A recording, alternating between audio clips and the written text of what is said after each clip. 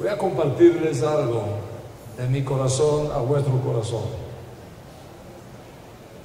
A todos los apóstoles que están aquí, profetas, maestros, creyentes.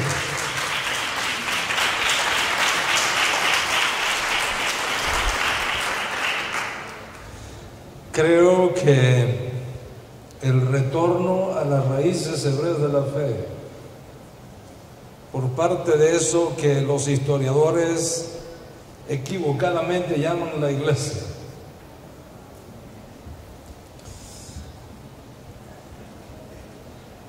y que tenemos que reaprender el lenguaje nuevo del reino de Dios.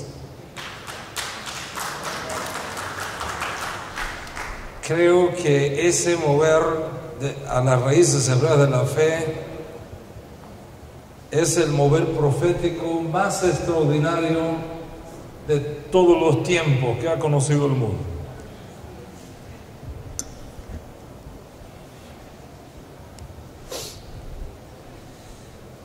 Y luego de pensar y repensar en todas las posibles temáticas para compartir con ustedes en esta tarde, he creído apropiado, y así lo he sentido en mi espíritu, hablarles de este mover de los días del fin que nos han alcanzado. Porque lo grande de una profecía no es cuando se dice. Lo grande de una profecía es cuando su tiempo para cumplirse llega. Y nuestra generación es sin duda, una generación profética. Una generación que está siendo llamada por Hashem, por el Dios de Israel, a unirse a Él en algo extraordinario que el Eterno se propuso hacer desde antes de los días de antaño y que ahora justo delante de nuestros ojos se está cumpliendo. El éxito del trabajo del pueblo de Dios será ver dónde Dios está obrando y unirnos, no en lo que nosotros podemos hacer, sino en lo que Él está haciendo. El fracaso será siempre la locura de ver que el espíritu profético sopla para un lugar y usted está caminando para otro. Así que voy a compartir con ustedes un tema que considero críticamente importante dentro del contexto de lo que está sucediendo hoy día en el pueblo cristiano, junto con lo que Dios está haciendo también en medio del pueblo judío.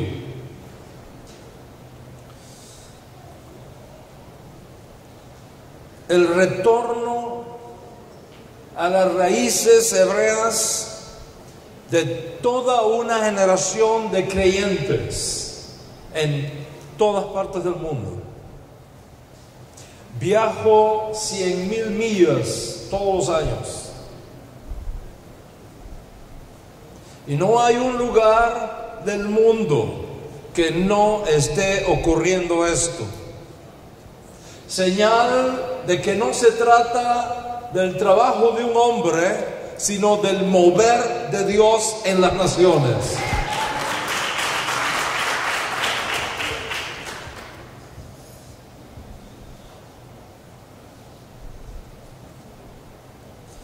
Ustedes son una locomotora llena de fuerza. No tengo duda de eso. pero con toda la fuerza que tiene una locomotora, si las líneas no están bien puestas, se puede descarrilar y crear un desastre. Entonces es muy importante que la locomotora se mueva con toda su fuerza, pero en los rieles correctos.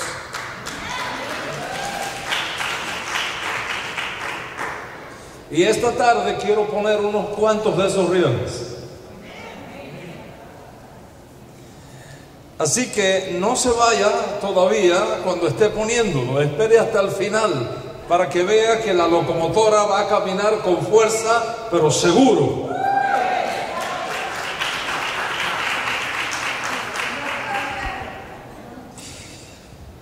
¿Qué significa volver a las raíces hebreas de la fe? ¿Qué es eso? ¿De qué se trata? ¿Es una nueva moda?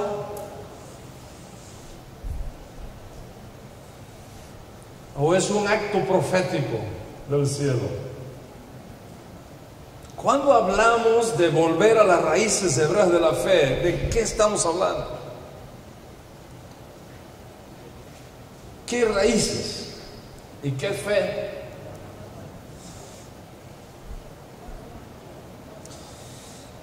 Al principio, lo que se conoce como historia del cristianismo o como iglesia primitiva era una secta judía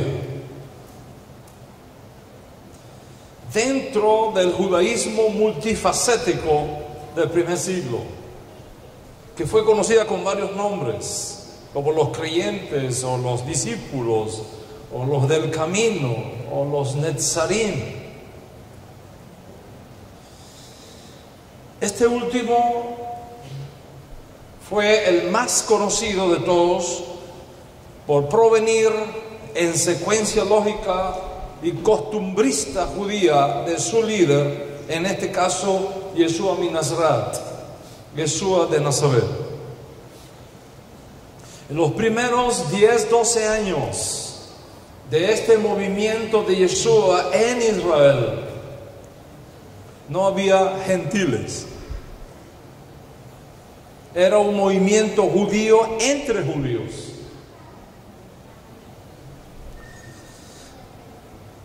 Diez años después, cuando el propio Yeshua autoriza que el mensaje de redención sea llevado fuera de las fronteras judías, tanto naturales como culturales de Israel, muchos gentiles aceptaron la propuesta judía de un Mesías por cuyos méritos los gentiles también pueden tener paz con el Dios de Israel. Y la gran pregunta que se hizo el judaísmo netzarita, que tenía su Bet Din, su centro, su junta directiva en Jerusalén, bajo la custodia de los 12 apóstoles, la pregunta que ellos se hacían no fue ¿qué vamos a hacer con los judíos que reconocen a Yeshua como Mesías? Esa no fue la pregunta que ellos hicieron, porque esa pregunta era anacrónica en ese contexto. ¿Qué había que hacer con los judíos que reconocían a Yeshua como el Mesías anunciado por Moisés y por los profetas? Recibirlos en la comunidad nezarita por medio de un acto ritual de purificación, a fin de identificarse con Yeshua como Mesías y seguir viviendo como judíos. No había ningún cambio. De ahí en adelante se vivía el judaísmo, ahora conociendo que aquel de quien el judaísmo había hablado desde los días de Moisés, y tomado sobre sus hombros la enorme responsabilidad del legado dejado por Yeshua y preparándolo para el inminente retorno del Maestro, había llegado. Quiere decir que la continuidad histórica del judío creyente en Yeshua como Mashiach era un hecho, y es un hecho probado con los escritos que tenemos en el Nuevo Testamento, en el Código Real. Los Netzarim siempre fueron parte del judaísmo pluralista del Segundo Templo, como los fariseos, como los celotes, como los esenios, como los sicarios. Y por tanto, los judíos que creyeron en Yeshua como Mashiach no crearon un nuevo templo para ellos. Ellos seguían asistiendo al templo de Jerusalén. Ellos no crearon nuevas sinagogas para ellos. Ellos seguían asistiendo a las sinagogas de Jerusalén y del resto del país en su vida judía tradicional. El Shabbat, la purificación familiar, las festividades, el templo, la sinagoga, la Torá, los mandamientos, la costumbre ancestral judía, guardando las normas y costumbres judías propias del judaísmo de aquel momento histórico, mientras que participaban, como el resto de las sectas judías del primer siglo, de reuniones privadas entre ellos para discutir asuntos específicos de ellos. Así que la pregunta no fue ¿qué vamos a hacer con los judíos que creen en Yeshua como el Mesías? La pregunta fue ¿qué vamos a hacer con los gentiles que han creído? Esa fue la gran pregunta, la más difícil de responder en aquellas circunstancias históricas. ¿Qué vamos a hacer con los gentiles que han creído? Ese fue el mayor desafío que enfrentó el Sanedrín, el Sarita del primer siglo, bajo la dirección de los 12, unos 10, 12 años después de la desaparición física de Yeshua. De eso da testimonio el Código Real, como está documentado en el capítulo 15 de Memorias Apostólicas. Y basado en las fuentes históricas que contamos, dentro del Congreso Netzarita había dos puntos de vista. Había un grupo de creyentes que pensaban que debían aceptarlos, a los gentiles, debían aceptarlos como parte del movimiento, pero con la condición de que se hicieran judíos, que se convirtieran al judaísmo como judíos, según el rito de Moshe. Esa fue una posición. La segunda posición fue aceptarlos como parte del movimiento, pero no con la condición de que se tuviesen que hacer judíos según el rito de Moshe, sino como justos de las naciones, guardando los preceptos que Moisés entregó al pueblo judío para los justos de las naciones. Estos mandamientos, que muchas veces se dan la parte por el todo, mencionando los más importantes, pero que en el judaísmo basta mencionar uno o dos para saber de qué se trata el conjunto. Vienen desde Génesis capítulo 9. En Israel, desde tiempos antiguos, se enseñó que Dios estableció 7 mandamientos para las naciones. Para las naciones. Y también es sabido por nuestras fuentes que Moisés ordenó al pueblo judío enseñar estos mandamientos de Dios a las naciones. 1000 años antes de la creación de la nación de Israel, Dios administraba el mundo a través de estos 7 mandamientos básicos y fundamentales. Un hombre era considerado justo delante de Dios o malvado delante de Dios si caminaba o se separaba de estos mandamientos. Noé fue varón justo delante de Dios, no porque supiesen nada, absolutamente nada de Shabbat o de las leyes de purificación familiar o de tefilín o de talit o de tzitzit, porque ninguna de esas cosas existía en aquella época. Él fue un varón justo delante de Dios porque guardó los mandamientos que Dios estableció para aquella generación. Incluso los padres de la nación judía, antes de la entrega de la Torá en Sinaí, se guiaban por estos 7 mandamientos. Y estos 7 mandamientos básicos que son mencionados implícita o explícitamente en la Torá, en los profetas, en el Código Real, incluso en el Talmud, son los siguientes. Número 1, lo avodah zará, no idolatría. Ese es número 1, no idolatría. 2, no blasfemia. 3, no asesinato. 4, no robo. 5, no inmoralidad sexual. 6, no comer alimentos prohibidos, especialmente comer las partes de un animal mientras éste todavía vive. Por ejemplo, usted no le puede cortar el rabo a una vaca, hacer un rabo encendido en la casa mientras la vaca está sufriendo en el patio. Es prohibido. No se puede hacer. No se puede comer la carne de un animal que muere sufriendo. Está prohibido por la Torá. Y finalmente, establecer cortes de justicia para un mundo de paz y prosperidad para todos. Junto con todos estos mandamientos, los extranjeros viviendo dentro de la comunidad judía en Israel tenían acceso al templo, tenían acceso a los sacrificios, tenían acceso a las festividades, siguiendo las instrucciones establecidas por los profetas y jueces de Israel para su estado como justos de las naciones.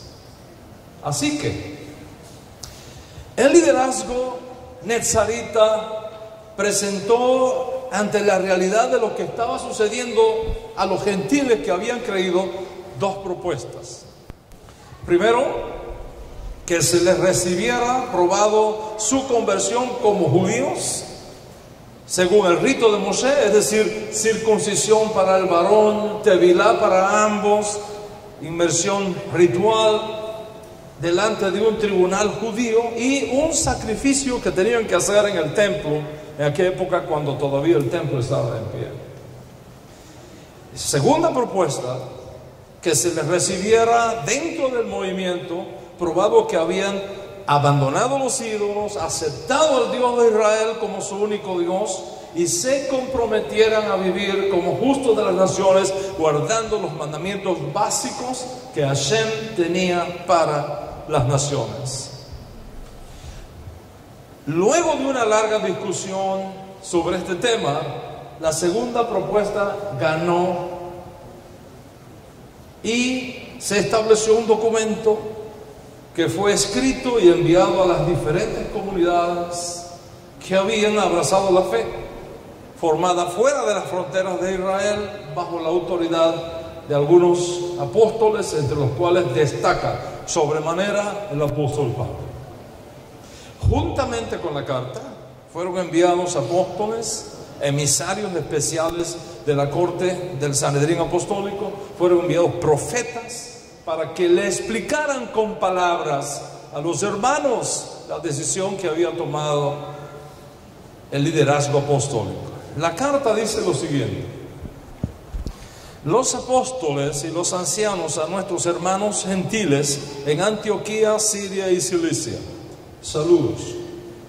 Nos hemos enterado de que algunos de los nuestros, sin nuestra autorización, los han inquietado a ustedes, alarmándoles con lo que les han dicho.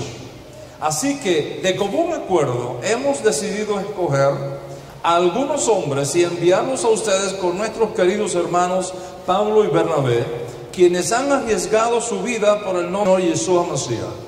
Por tanto, les enviamos a Yehudá y a Silas para que les confirmen personalmente lo que les escribimos, que pareció bien al Espíritu del Santo y a nosotros no imponerles a ustedes ninguna carga aparte de los siguientes requisitos: abstenerse de lo sacrificado a los ídolos, de sangre, de carne de animales estrangulados y de la inmoralidad sexual. Bien harán ustedes si evitan estas cosas. Con nuestros mejores deseos.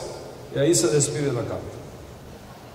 De esta manera quedó establecido que los creyentes de origen gentil no deben ser obligados a hacerse judíos, no deben ser obligados a vivir como judíos, mientras que pueden ser recibidos y bienvenidos y aceptados en el judaísmo nazarita como justos de las naciones.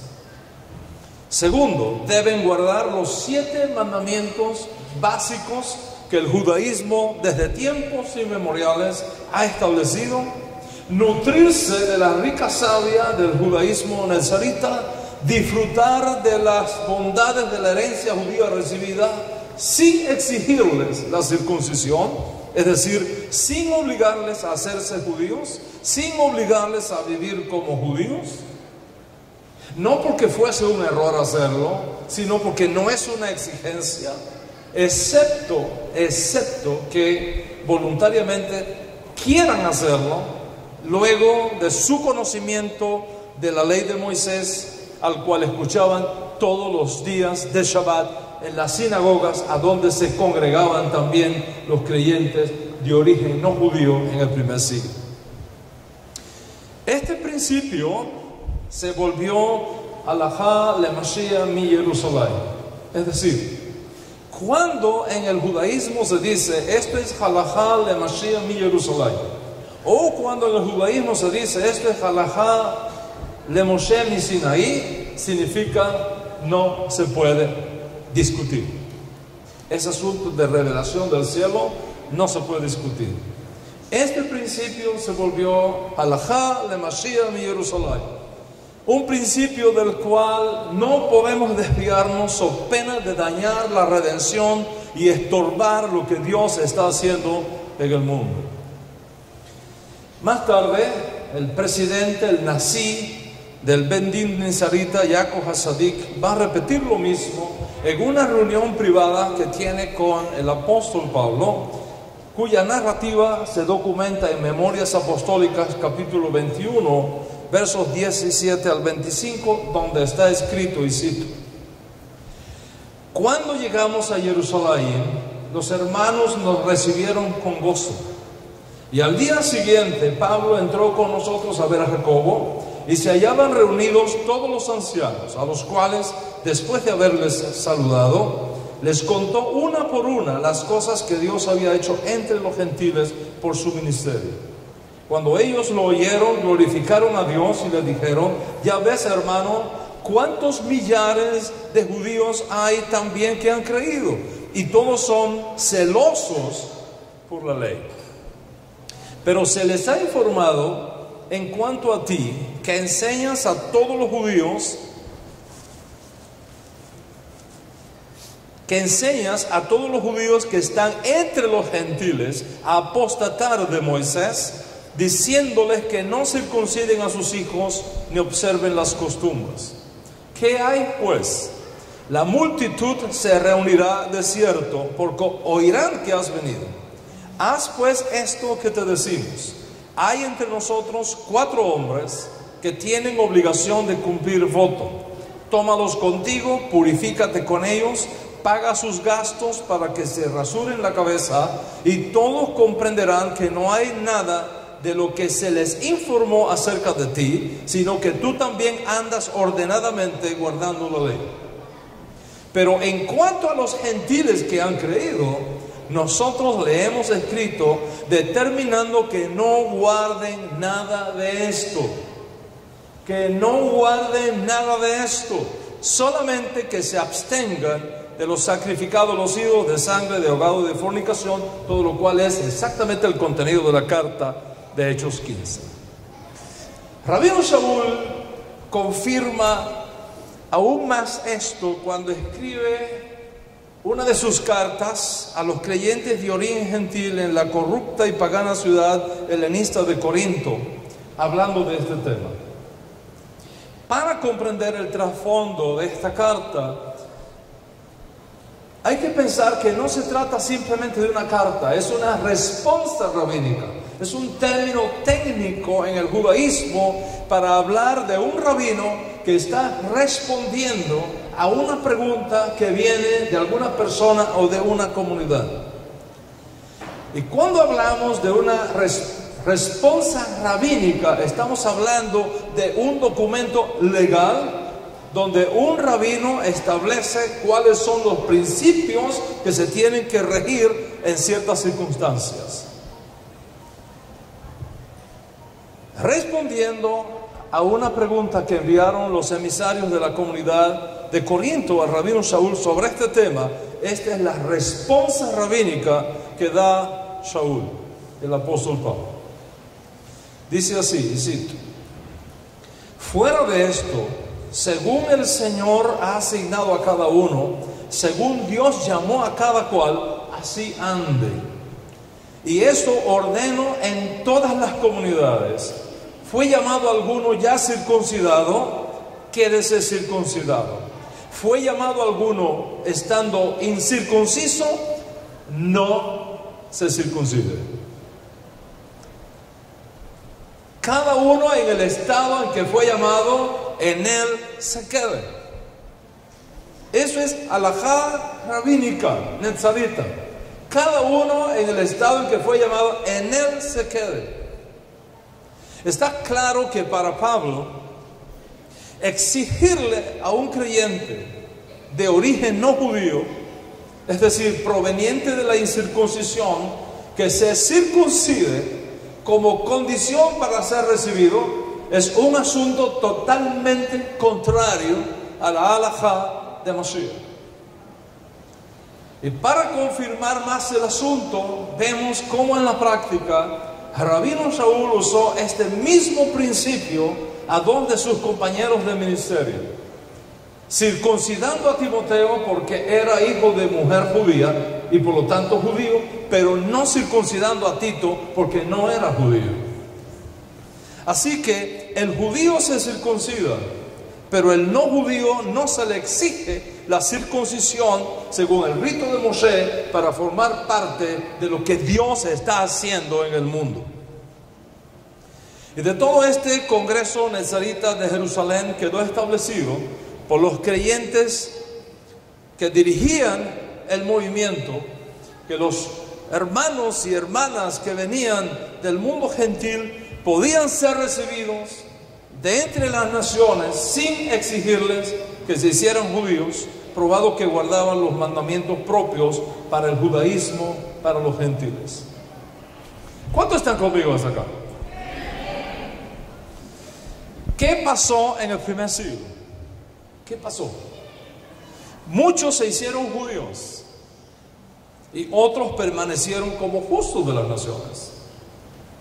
Los partidarios de la primera propuesta, es decir, los judíos creyentes en Yeshua, celosos por la Torá y por las costumbres judías, no estuvieron de acuerdo con la decisión del Sanedrín de Nezarita en Jerusalén y comenzaron por cuenta propia a enseñar que para recibirlos a los gentiles en sus comunidades tenían que hacerse judíos y vivir como judíos y no los aceptaban. Mientras que el otro grupo se mantuvo firme en la decisión de los apóstoles y recibían a sus hermanos de origen gentil sin exigirles la circuncisión según el rito de Moshe. A partir de ese momento hubo una separación, un cisma, una división en el judaísmo nezarita.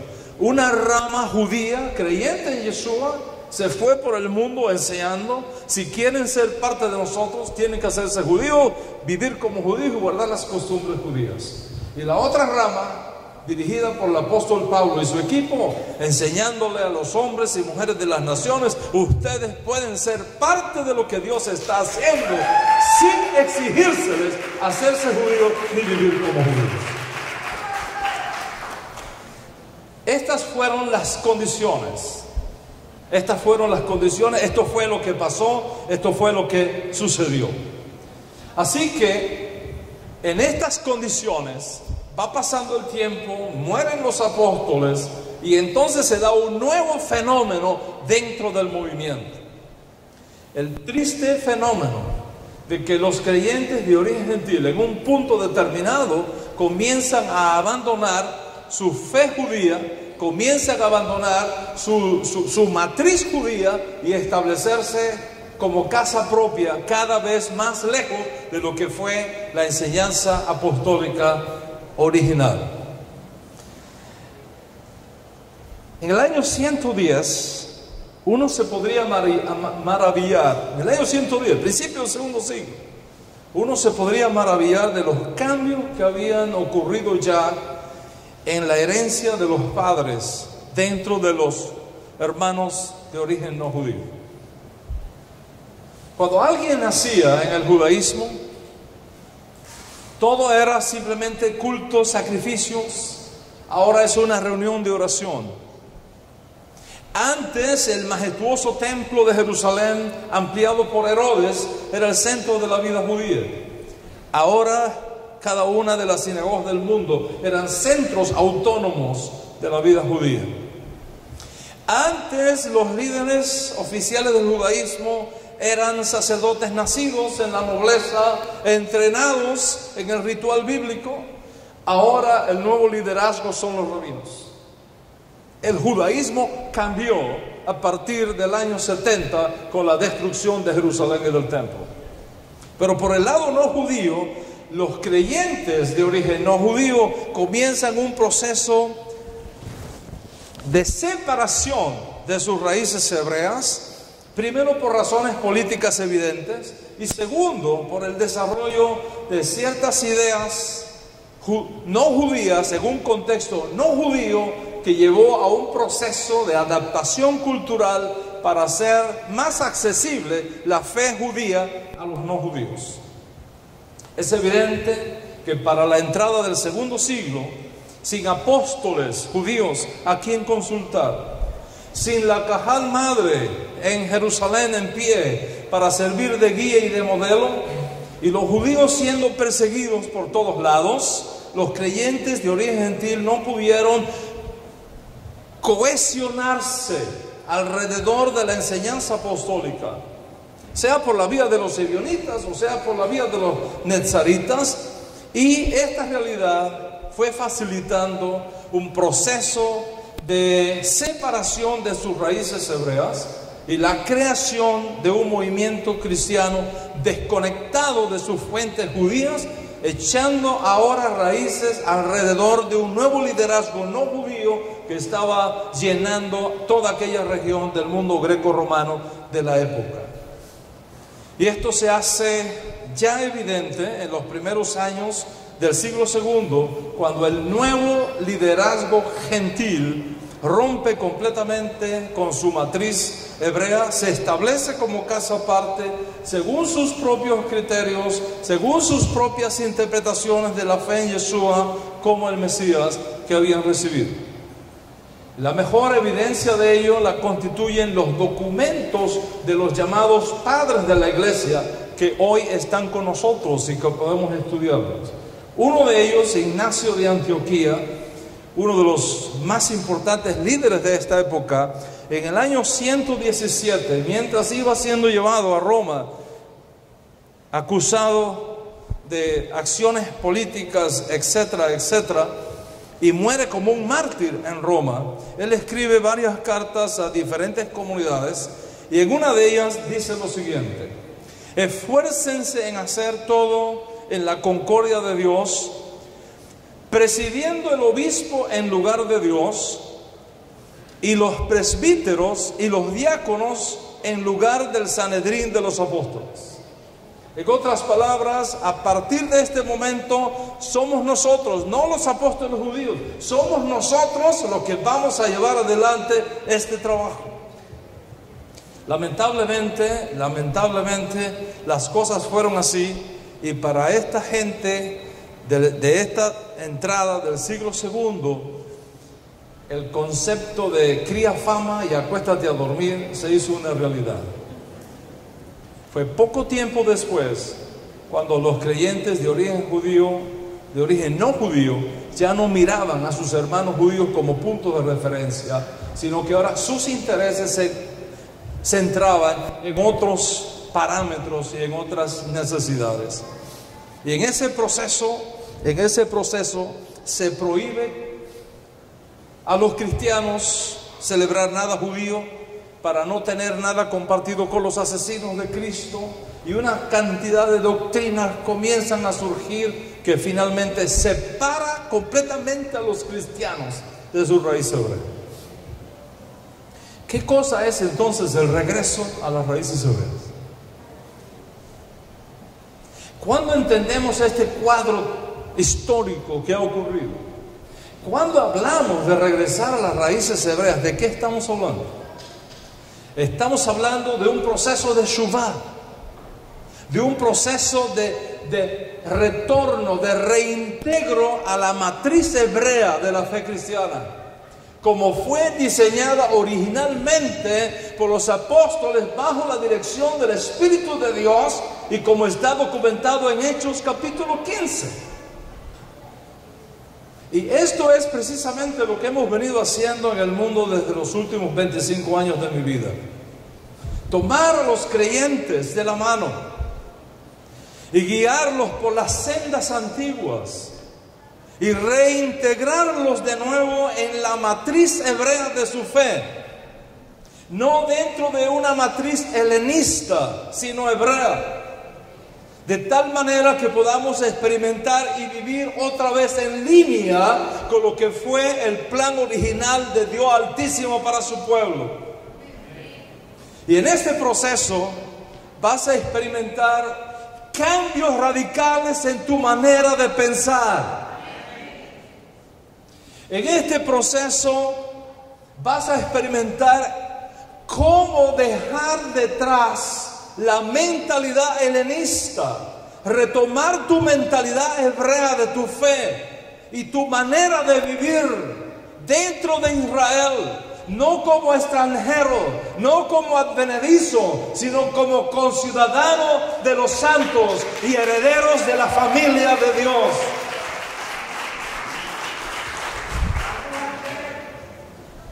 Y en este proceso están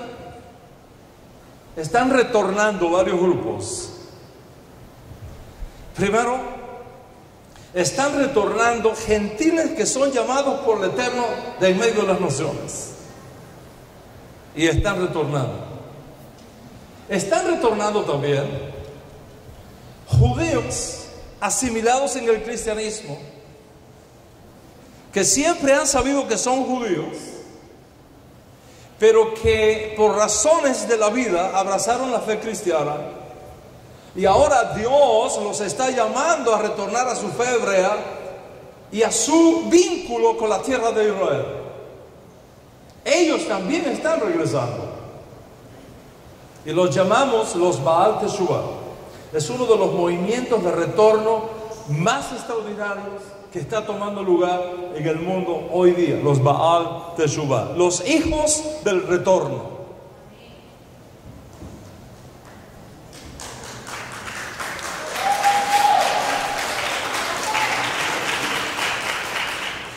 ¿Quiénes más están retornando? Israelitas judíos que perdieron su identidad debido a las conversiones forzadas de sus ancestros y se han criado como gentiles, pero llevan sangre judía en sus venas sin saberlo. Se conocen como los Anusim. Anusim viene del plural de Anus. Anus significa los que fueron violados. Los que fueron violados en su espíritu.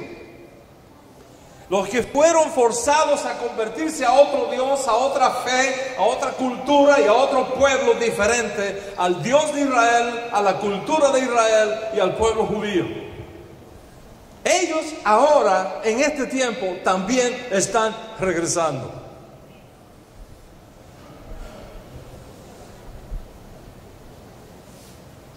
Y no me extrañaría que muchos en esta sala sean parte de ellos.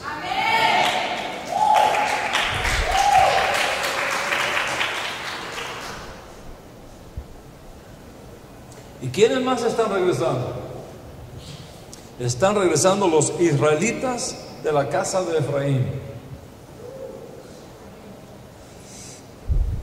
Aunque este es un asunto que he venido enseñando por los últimos 20 años, he escrito libros sobre esto y demás, debido a su importancia voy a destacar en síntesis de qué se trata. En el libro del profeta Oseas se revela que a las 10 tribus norteñas que se separaron de la casa de David a la muerte del rey Salomón, debido a la naturaleza cultural con la práctica y las costumbres de otras naciones que en el norte de Israel tomó lugar, Dios Altísimo los llamó los Ruhamá. Los Ruhamá quiere decir no compadecido. Luego, los Ruhamá, la casa de Israel, daría a luz un hijo. Y Dios le dice al profeta Oseas: ponle por nombre a ese hijo Lo-Amí, no pueblo mío, porque ya ustedes no van a ser más mi pueblo, ni yo seré más su Dios. Así que tanto los Ruhamá como Lo-Amí pierden su identidad hebrea. Y les fue profetizado que también perderían todas las señales de pacto que identifican al pueblo judío con el Eterno. Dice el profeta Oseas: les quitaré mi trigo, les quitaré mi vino, les quitaré sus peregrinaciones, les quitaré sus lunas nuevas, les quitaré su Shabbat y les quitaré sus fiestas solemnes. Se los quitaré, le quitaré todo. Se los quitaré. ¿Qué tenemos aquí? A un hijo pródigo, a un hijo que ha perdido su identidad, a un pueblo que dejó de ser el pueblo de Dios. Lo-Amí, sin Shabbat, sin Yom Tov, sin Rosh Chodesh, sin nada de lo que da identidad a Israel. Lo perdieron todo. Sin embargo, el propio profeta anuncia que el estado final de los Ruhamá y el estado final de Lo-Amí no será la provincia apartada. El estado final de ellos será el retorno. El retorno será el final. Dice el profeta Oseas, y cito: no obstante esto, los israelitas serán tan numerosos como la arena del mar, que no se puede medir ni contar. Y en el lugar que se les llamó Lo-Amí, se les dirá Bené el-Jai. En el lugar donde se les dijo: ustedes no son mi pueblo, se les dirá: ustedes son hijos del Dios viviente.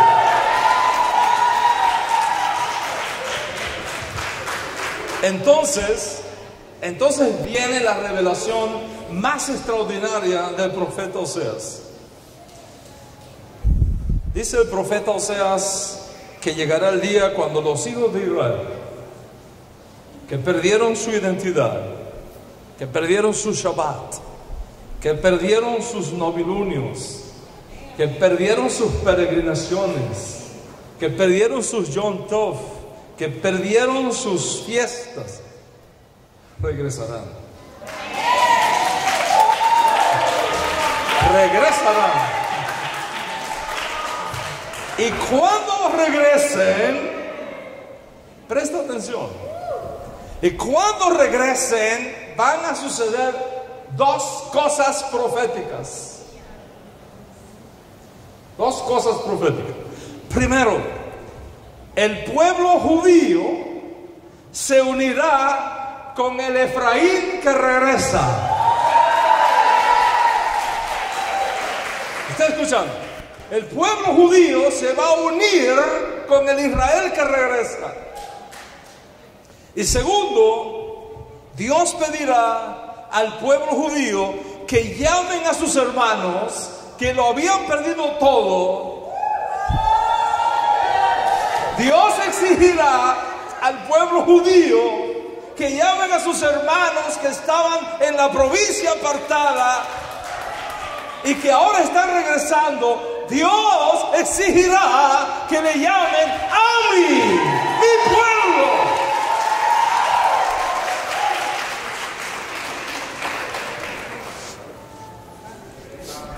Vea entonces este formato profético.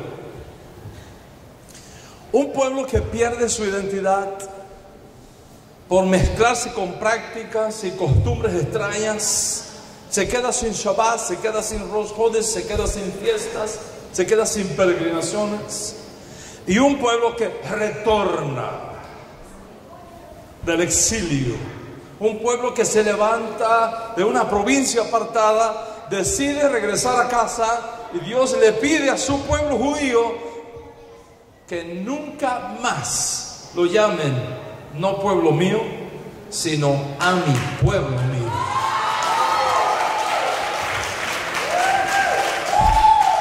¿Cómo es posible el retorno? ¿Cómo es posible? ¿Qué causará el retorno? ¿Qué causará el retorno? El profeta Oseas nos da la respuesta. Dice el profeta Oseas en su profecía: voy a enamorarla otra vez. Mira lo que dice, voy a enamorarla otra vez y me la llevaré al desierto y le hablaré con ternura. Dice, quitaré de sus labios los nombres de sus falsos dioses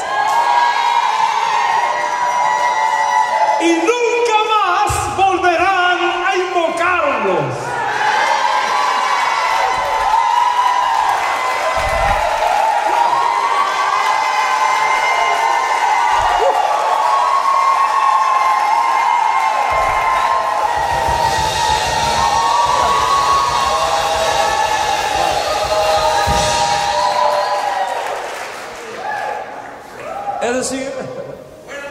Es decir, a ese pueblo que lo había perdido todo, Dios le habla al corazón. Levanta en su corazón una sed por el retorno. Y Dios, en cambio, les devuelve el Shabbat.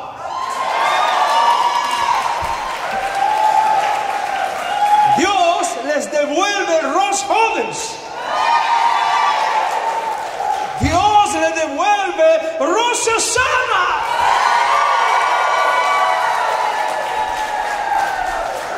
Dios les devuelve las santas convocaciones. Dios se las devuelve. Y finalmente, el clímax de todo, el clímax de todo. El clímax de todo. Un pueblo que es reconocido por sus hermanos de Judá, unidos de nuevo y formando otra vez una gran nación, la nación de Israel. De modo que hay un grupo que está regresando de los que perdieron su identidad hebrea porque su alma está buscando lo que sus ancestros habían perdido.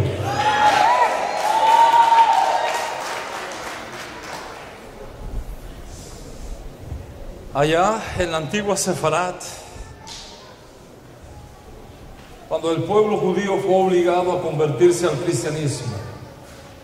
cristianismo católico, hubo judíos. Estaba diciendo que hay un grupo ahora que está regresando porque perdieron su identidad hebrea, pero su alma está buscando lo que sus ancestros habían perdido. Y en la antigua Sefarat, Cuando la Iglesia Católica los obligó a convertirse al cristianismo, so pena de enfrentar la hoguera, y muchos de ellos se convirtieron al cristianismo, estaban rezando en sus almas: Dios mío, que mi descendencia no se pierda, que algún día alguien de mi descendencia se levante y pueda regresar a casa otra vez.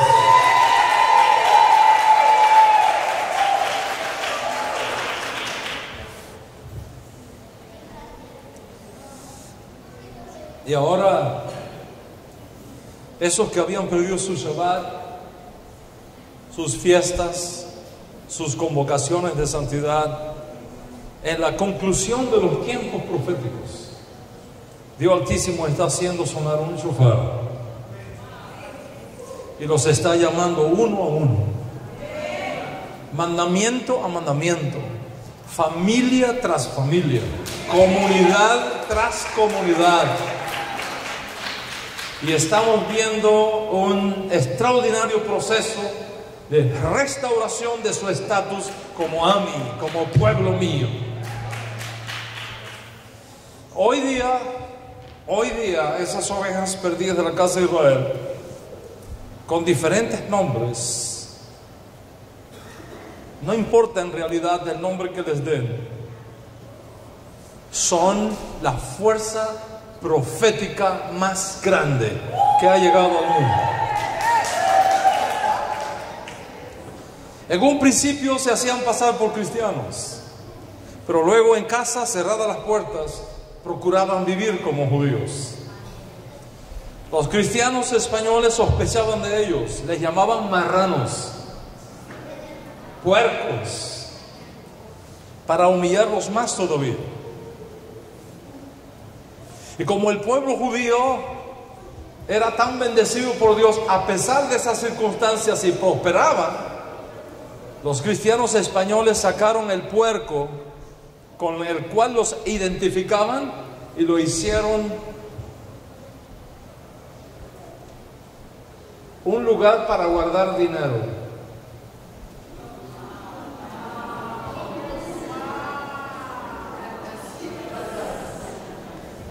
Y de ahí viene la costumbre de la alcancía del puerco.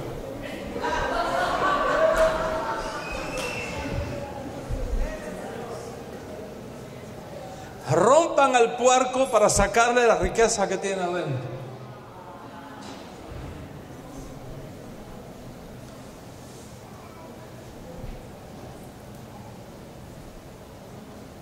Esos puercos y esos marranos están regresando y están retomando su identidad hebrea.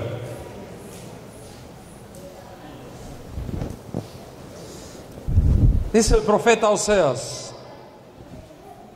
con todo, a pesar de todo lo que han sufrido, los israelitas serán tan numerosos como la arena del mar.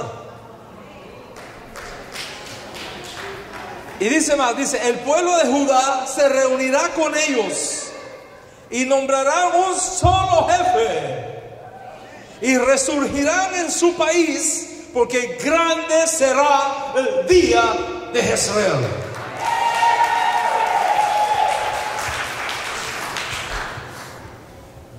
Teniendo en cuenta toda esta realidad profética e histórica, están entonces regresando a las raíces hebreas gentiles, Baal Teshua, criptojudíos, Hanusim, e israelitas de la casa de Efraín, descendientes biológicos de la casa de Israel desde los días del profeta Oseas.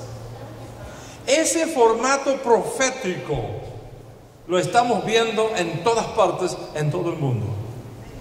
Y las historias que tenemos de ellos son impresionantes. Vienen con la fuerza de un huracán a comerse el judaísmo.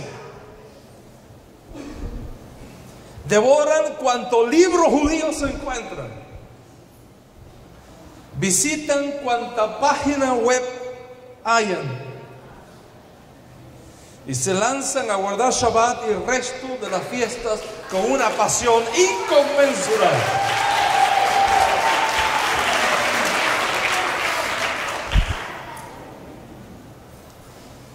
Por supuesto, en ese proceso requieren atención, requieren amor, aceptación, instrucción, porque el deseo sin conocimiento es peligroso, porque la ignorancia es atrevida. Y hemos visto cosas suceder en este proceso que si un judío ortodoxo estuviese aquí saldría corriendo.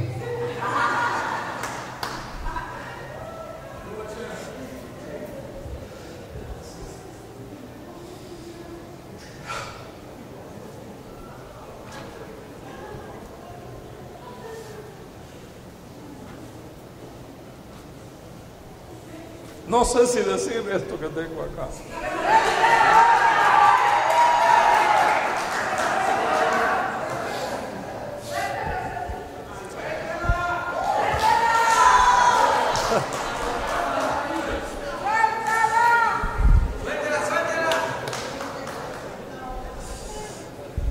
Tal vez después no vas a querer que la haya soltado.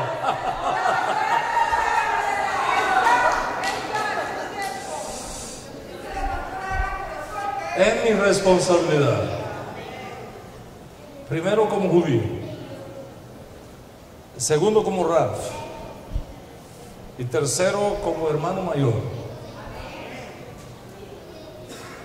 ayudarles en este proceso.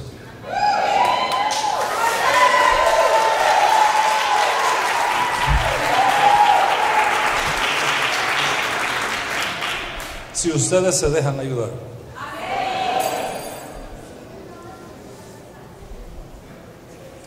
Voy a contar un ejemplo de los muchos que he vivido. En el año 2002 estaba yo en Sefarad, estaba en España, dando unas conferencias en una universidad a la que asistieron muchas personas.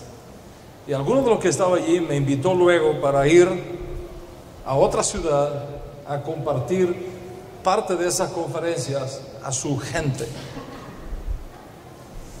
Y luego que terminé esas conferencias allá, el pastor con un grupo, bueno, en realidad eran 3 pastores, con un grupo preciosísimo de líderes, tuvieron una cena conmigo porque querían hacerme una propuesta. Y me dijeron: Raf, queremos ser judíos y convertirnos al judaísmo. Queremos ser judíos y convertirnos al judaísmo. Les dije: magnífico, magnífico. Hay 5 señales de pacto, 5 señales de pacto que identifican al creyente judío del no judío, y ciertos apéndices de conducta. Las señales de pacto son las siguientes. Primero, Brit Milá, la circuncisión en la carne. Segundo, tefilín, unas tiras que nos ponemos en el brazo. Tercero, mezuzá, unas marcas que ponemos en las puertas de nuestras casas. Cuarto, Shabbat, como remembranza de la salida de Misraim. Y quinto, tzitzit. El tzitzit katán, que lo llevamos por dentro, los sefaríes los llevamos por dentro y no lo enseñamos, lo llevamos por dentro. Los sefaríes, los askenazí lo llevan allá abajo, nosotros lo llevamos por dentro. El katán o el gadol, que usamos para los rezos. Y el apéndice de conducta es la kippah para el varón. Estas son marcas básicas y fundamentales.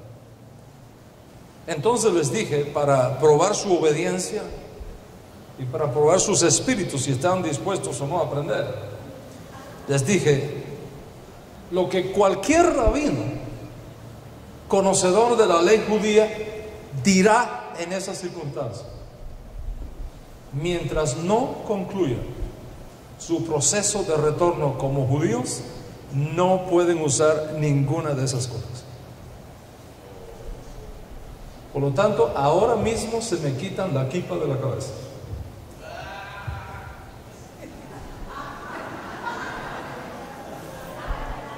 Me quitan el tzitzit de sus vestidos y me quitan todas las mesuzas que han puesto en las puertas de su casa. Y vamos a instruirles en los caminos básicos del judaísmo. Y luego que ustedes sean instruidos y sepan lo que eso realmente significa, y toda la sangre derramada que hay detrás de eso, y todos los riesgos que hay detrás de todo eso, y luego que se presente delante de un tribunal judío de al menos 3 jueces y respondan las 120 preguntas que tenemos para ustedes y sean aprobados, entonces les vamos a autorizar para que hagan el Brit Milá, la Tevilá, los vamos a pasar por la jupa a los que estén casados para que hagan las cosas según son las normas en la casa de Israel. Gracias al Dios bendicho, como se dice en el ladino antiguo, así lo hicieron. Pero el golpe fue fuerte, porque ya estaban usando kippah en la calle, en los lugares de reunión. Incluso algunos se hicieron flecos en los vestidos que colgaban hasta del cinto. Y otros fueron tan osados que ellos mismos hacían los tzitzit.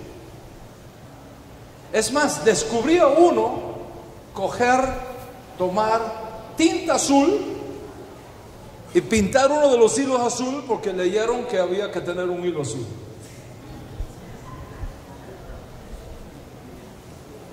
Un rabino hubiese visto eso, hubiese salido corriendo. Pero les cuento el final, cómo fue. 18 meses más tarde, todos fueron aprobados. Todos fueron aprobados. Todos hicieron su brit, todos pasaron por la mikveh, todos pasaron por la jupá. Y entonces tuve el honor personalmente ese día de entregarle su talit, de entregarle su tefilín, de entregarle sus kippot, de ponerles la mesusa en la puerta de su casa, porque ahora lo habían hecho bien. Y el día de su conversión les dije: ahora tienes el derecho de usar todos estos atuendos judíos, porque hiciste las cosas como manda la ley, no por la izquierda, no porque así yo lo entiendo, o no porque así me gusta, sino porque así guardas los principios de la casa de Israel. Te bendigo y te recibo como hermano nuestro. Pero ahí no terminó la cosa. Habían estudiado para hacerse judíos, lo que significa ser judío y vivir como judío. Pero ahora tenían la responsabilidad de enseñar judaísmo a otros. ¿Qué hice? Lo que hicieron conmigo mis rabinos. Les prohibí enseñar judaísmo hasta que aprendieran judaísmo. Les dije: lo que ustedes vayan aprendiendo lo van a ir enseñando, pero tenían que aprenderlo y aprenderlo bien. Mientras tanto estarán recibiendo clases y enseñando clases, no cualquier clase, sino clases correctas, para que las copias que vengan detrás sean correctas y sin errores. Así que todos entraron en la yeshiva, estudiaron conmigo por varios años y finalmente los certifiqué, y ahora enseñan ellos mismos Fueron 4 años de estudios intensos, pero valió la pena. Donde quiera que van, hacen bien las cosas. No enseñan una cosa para luego descubrir que no es así y empezar a corregir y a corregir y a corregir, y así no que es así. Hacer bien las cosas. De hecho, uno de ellos es el secretario general en Sefarad de nuestra alianza. Otros han hecho aliyá y viven en Israel exitosamente. Lo que te estoy diciendo es esto: entre Roma y Jerusalén, entre la provincia apartada y el retorno a la casa del Padre, tiene que haber un periodo de teshuvá. Tiene que haber un periodo de volver en sí, de caminar hacia el lugar correcto, de instrucción, de reaprender, de volver a empezar.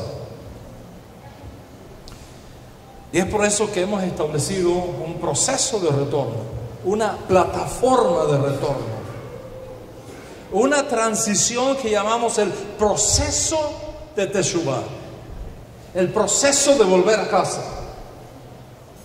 Y en ese proceso, sea como Beneno, sea como Baal Teshuvá, sea como Anusim, sea por restauración de identidad, sea por lo que sea, en ese proceso hay que aprender y hay que estudiar.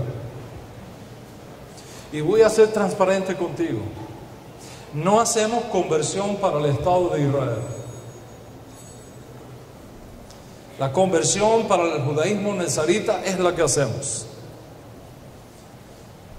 para ser parte de las comunidades que Dios está levantando con el retorno de las raíces hebreas de la fe en este tiempo. Si tu intención es hacer una conversión para irte a vivir a Israel, entonces tienes que ir al consulado de Israel, informarte cómo son las reglas y seguirlas.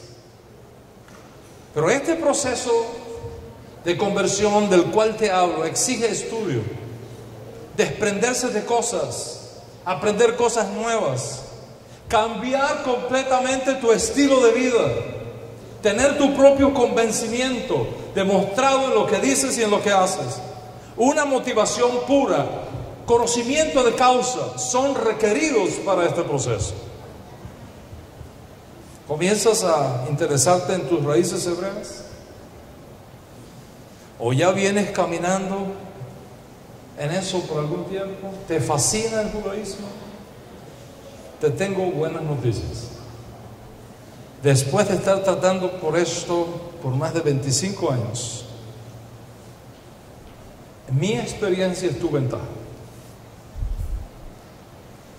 Y si estás comenzando en el camino, te entiendo perfectamente. Y normalmente a los que están pasando por esta experiencia les entrego el número 10.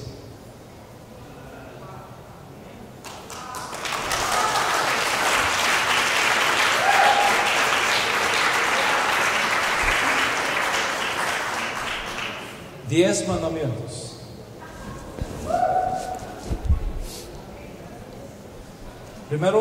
Primer mandamiento: déjame saber de ti,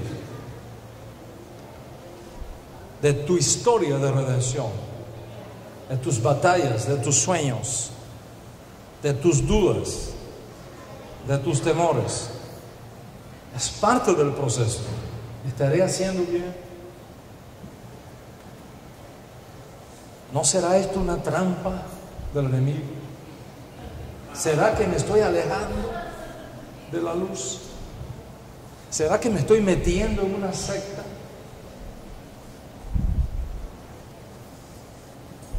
No temas. El Eterno, Dios Altísimo de Israel, está en control de todo. Ese es número 1. No temas. Número 2. Si eres presbítero, obispo, pastor, apóstol, profeta, evangelista o sustentas cualquier otro título conocido en el cristianismo, me gustaría conocerlo, porque así te puedo ayudar más y sugerirte estudios especializados, porque estos títulos en el cristianismo no son usados de la misma manera en la casa de Israel. Y hay que aprender cómo manejarlos. Y te voy a enseñar cómo manejarlos. Tercero, si eres pastor o líder cristiano, no hagas cambios en tu comunidad hasta que tú mismo no hayas avanzado primero en tus propios estudios y aprendas a hacer las cosas para luego guiar con responsabilidad a aquellos que te siguen por el camino correcto. E introducir cambios en la comunidad sin la debida preparación y sin la correcta metodología podría causar daños innecesarios, y no tenemos por qué cometerlos. Cuarto, y este es uno de los mandamientos más importantes: prepárate para sufrir.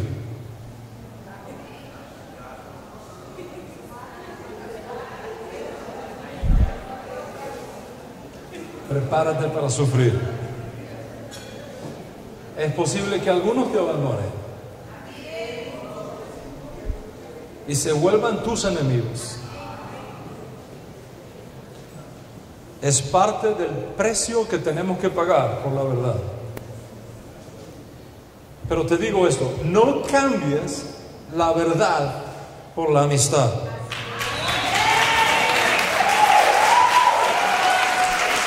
No cambies la verdad por posiciones. No cambies la verdad por títulos. No cambies la verdad por prebendas económicas. No vale la pena. Aprende a responder a estas tres preguntas.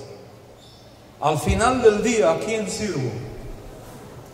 ¿Ante quién tengo que dar cuentas? ¿Y quién es realmente el que me va a dar la recompensa? Una vez que tengas bien claro eso, la toma de decisiones va a ser mucho más fácil. Quinto mandamiento: si estás casado y tienes familia, cuídala. Cuídala. No la fuerces ni la presiones a un punto en que pongas en juego la paz de tu casa. Con inteligencia se gana la guerra. No es con ejército, no es con fuerza, es con mi espíritu.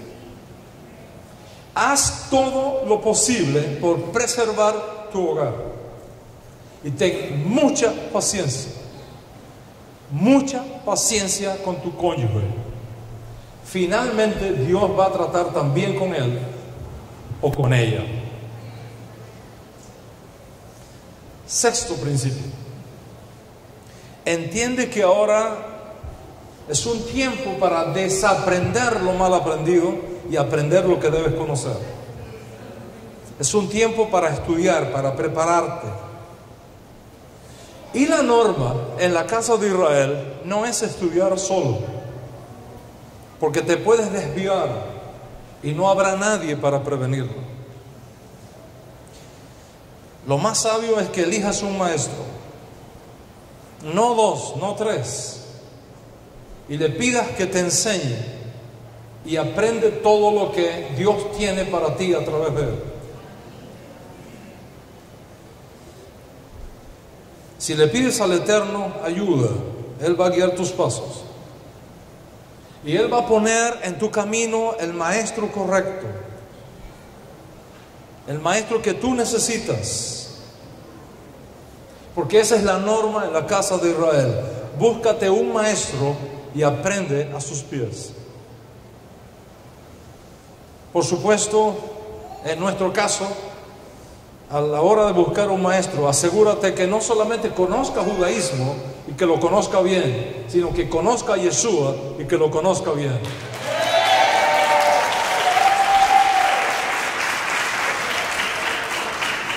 Un judaísmo sin Yeshua tiene muchos huecos, tiene muchos vacíos y tiene muchas tembladeras ocultas.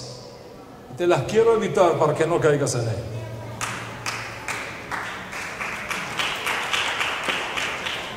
Siete, ten paciencia. Te va a tomar 2 o 3 años de estudio tener un fundamento apropiado de tu fe hebrea. Y mientras vas aprendiendo, incorpora tanto como puedas en tu estilo de vida lo que aprendes en la clase. Estudiar no es un extra, es la esencia misma del retorno. Un antiguo rabino decía: nunca digas cuando tenga tiempo estudiaré. Quizá nunca lo tengas. Rabino Shaul, después de la revelación en el camino, salió a trabajar, pero tuvo luego que retirarse, estudiar, indagar, y esto requiere paciencia. 8º mandamiento: sé enseñable. El orgullo espiritual es nuestro peor enemigo. Pon a un lado todos tus títulos, pon a un lado todos tus doctorados. Vuelve humilde al aula para sentarte a los pies de tus maestros a aprender todo de nuevo. Será una hermosa experiencia de negación de ti mismo. Romper con el orgullo intelectual no será nunca una tarea fácil, pero solo siendo enseñable se aprende. 9, cuídate de los títulos. Cuídate de los títulos. No pienses que porque en el cristianismo eres apóstol, o eres profeta, o eres doctor, o eres evangelista, o eres presbítero, una vez regresas a las raíces hebreas, ya eres rabino. No es así.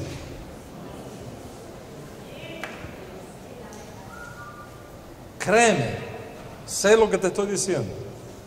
Es más, no te recomiendo ni siquiera el uso de rabino.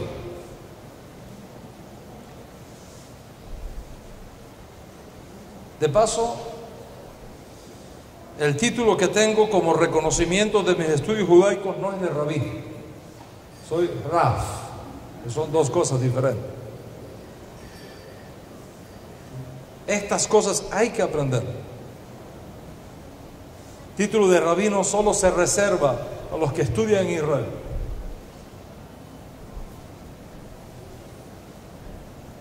Cuando se estudia fuera de Israel no se puede llevar el título de rabino. Estas cosas hay que estudiarlas, hay que conocerlas, para no caer en tembladeras, para no caer en huecos en el camino innecesariamente. Y finalmente, 10º mandamiento: si vas a entrar en el camino del retorno al judaísmo, de tu fe hebrea, como lo hemos expuesto acá, tienes que romper en algún punto de tu vida con todo lazo con el cristianismo.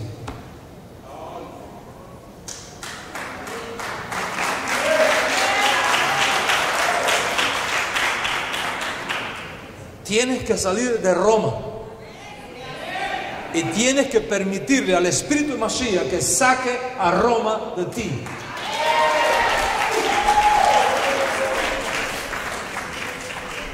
Tienes que desligar tu alma de viejos concilios, de viejos matrimonios teológicos. Porque como enseñó el rabino Shaul, en vida de tu marido, casarte con otro es adulterio. Si tu alma ha estado ligada a algún concilio, algún profeta o algún apóstol que no sigue el camino que Dios te ha mostrado a ti, o a cualquier otro líder, ya sea del cristianismo o del islamismo, o de cualquier otra religión que tú hayas practicado, en un punto determinado tendrás que desligarte oficialmente de eso. Porque estudiar judaísmo y retornar a las raíces hebreas de tu fe con el alma atada a Roma, a Atenas o a Medina, es contradictorio. El mensaje de los apóstoles bien claro: salid de en medio de ella, pueblo mío.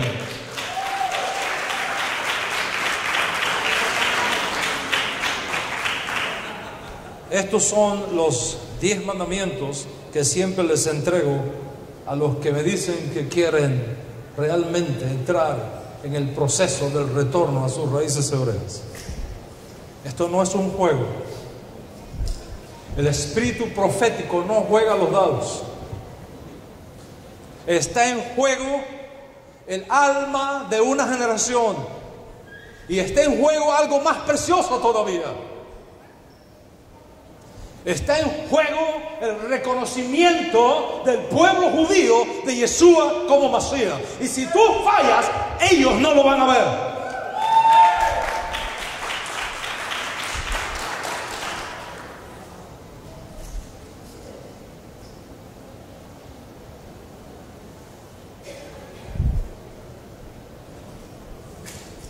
Para estudiar se requieren 3 cosas: un maestro que quiera enseñar, un estudiante que quiera aprender, y un libro de texto.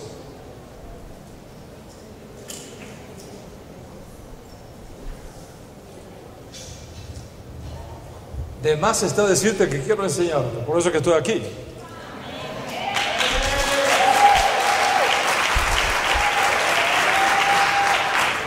Porque estoy convencido que al venir al mundo, todo hombre tiene el derecho a ser instruido en la verdad, y luego a cambio contribuir en la enseñanza de los que vienen detrás. Como hicieron conmigo, estoy dispuesto a hacerlo contigo. Pero no me entiendas mal, no ando buscando discípulos. De hecho, no creo que nadie tenga discípulos. Los discípulos son, a última instancia, propiedad exclusiva del Dios de Israel.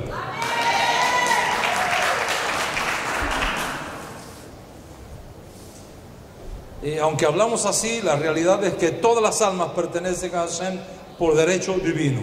Somos administradores de sus bondades, pero es el dueño de todo.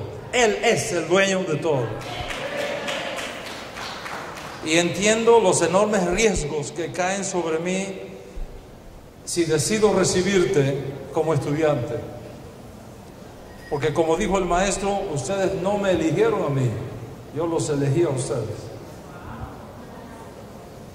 En el judaísmo uno se busca un maestro, pero es el maestro el que decide finalmente si nos acepta o no en su aula.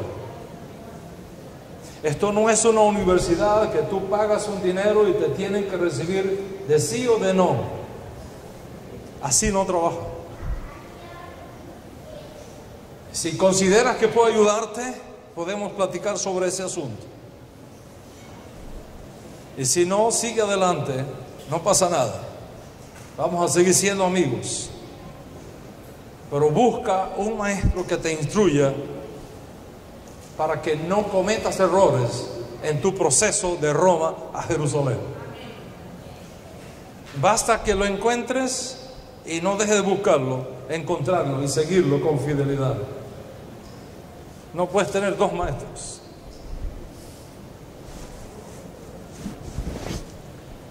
Podemos estudiarlo todo, pero siempre con un maestro. Te vas a ahorrar mucha confusión si sigues mi consejo. Y si consideras que el cielo me ha puesto en tu camino, vamos a estudiar y esforzarnos y vamos a evaluar las posibilidades. Pero quiero ser transparente con todos. No ando detrás de discípulos, ni detrás de andar ofreciendo coberturas. ni detrás de protagonismos, ni buscando construir mi imperio, ni cosas como esas. Si Dios te trae a mí, te recibiré, te enseñaré y te cuidaré. He aprendido que los discípulos que uno se busca, luego te dejan. Pero los que el cielo te envía, siempre van a estar allí contigo. Siempre van a estar contigo. Ningún discípulo es más grande que su maestro. Bástale al discípulo ser como su maestro. Como ves, el camino de retorno a la casa de Israel no es una moda, no es una nueva onda, es una profecía cuyo tiempo para cumplirse ha llegado. Y esta es el mover profético más extraordinario de toda la historia. Ser invitado a participar de este mover profético de Dios es un honor extraordinario, pero una tremenda responsabilidad en toda la historia de la humanidad. Y como todas las cosas de la profecía, no podemos jugar con ella. Hay que aprender. Hay que prepararse, hay que estudiar, hay que ganarse el puesto en la oportunidad extraordinaria que el cielo nos está enviando. La mies es mucha, los obreros pocos, el jefe apremia y no podemos parar ya la cosecha. Feliz el pueblo a quien la providencia divina llame para ser parte del mayor mover profético de Dios en toda la historia de la humanidad. Feliz el pueblo a quien Dios llame a eso.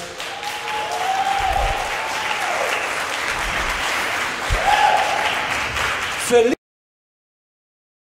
el pueblo que pueda responder al sonido del shofar y moverse hacia donde sopla el Espíritu del Santo de Israel, para que con las velas hinchadas por ese viento y las manos firmes en el timón, atravesemos el final de la jornada para avistar la tierra que nos ha sido prometida.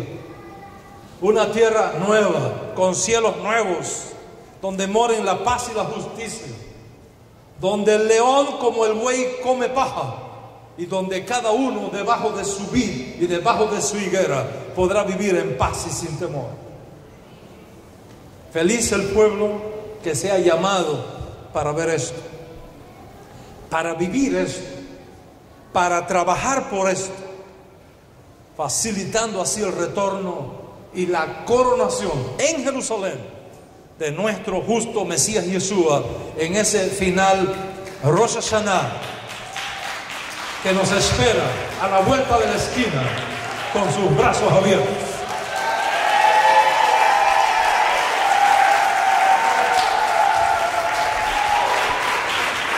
Que sea así y pronto y en nuestros días. Shalom, shalom.